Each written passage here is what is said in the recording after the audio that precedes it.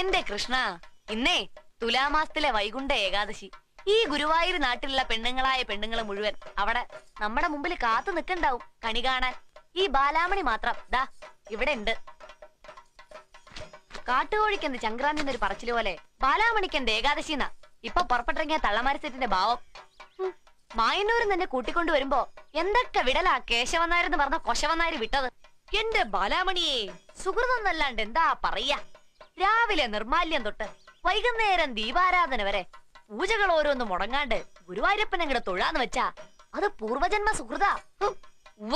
ഇതിപ്പോടെ വന്നിട്ട് ദിവസം 10 കഴിഞ്ഞു. ഇന്നേ വരെ ബാലാമണി അമ്പലാട കണ്ടിട്ടില്ല. അതെങ്ങനെയാ? നേരം വെളുത്ത അന്ത്യ അവളൊരു വിളിയല്ലേ, ബാലാമണിയെ ബാലാമണിയെ ബാലാമണിയെന്ന്. എന്റെ കയ്യില് കിട്ടട്ടാ തന്തേനെ, ഒരു സുഹൃതക്കാരൻ.